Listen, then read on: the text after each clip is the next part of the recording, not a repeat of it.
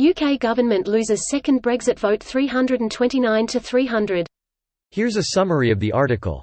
The Shadow Chancellor, John McDonnell, has said Labour and other opposition parties have yet to decide when they might support Boris Johnson's call for an election, saying this would only happen when they were certain that no-deal Brexit on 31 October had been blocked.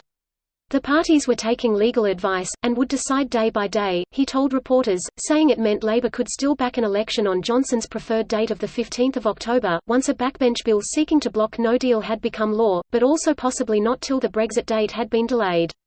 The key, McDonnell said, was that they could not trust Johnson, calling him beyond all the norms of political and constitutional practice in this country. At the moment there's nothing that Johnson has done in recent weeks that gives us the confidence that he's going to abide by the law. McDonnell's stance seems closer to that advocated by Keir Starmer, the shadow Brexit secretary, than Jeremy Corbyn's team. Starmer was due to meet other opposition parties on Thursday morning, McDonnell said, saying the SNP's stated preference for an earlier election was not a settled position by any means among other parties. So any mechanism that's available to us, we're exploring. This post received a score of 45,823, with an upvote ratio of 92%. Here are the top comments in response to this article. What does this mean? It means that if the UK government cannot agree an exit deal with the EU by the current 31 October deadline, the government must by law ask for an extension of Article 50 and cannot leave the EU without a deal, as the PM keeps saying he wants to. Hasn't the EU basically said they're done extending the deadline, even if the UK asks?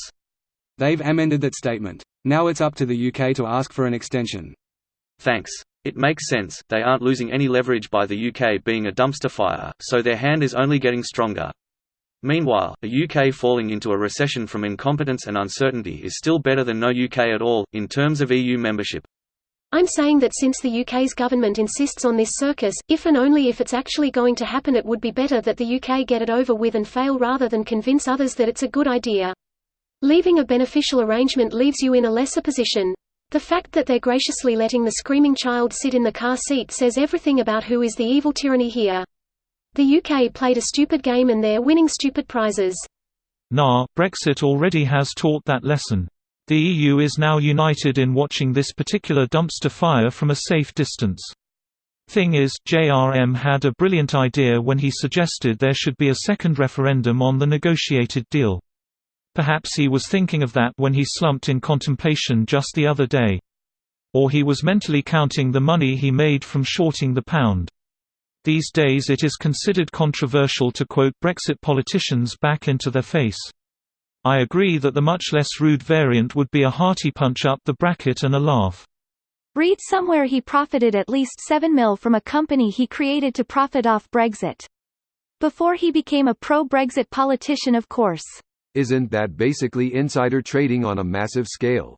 Like, there's laws in place to stop people shorting their own stock when they know the company is headed down the toilet, especially if they're the ones frantically flushing it down. What's the difference in doing it with an entire country and its currency? Delay until January 1, 2100. Problem solved. The Hong Kong solution seems to be going well for them. For now. PRC plays the long con, every time. Not a good start, Boris. Did anyone catch who yelled that?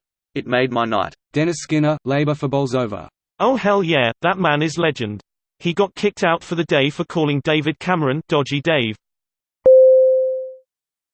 This video was automatically created by Reddit to speech.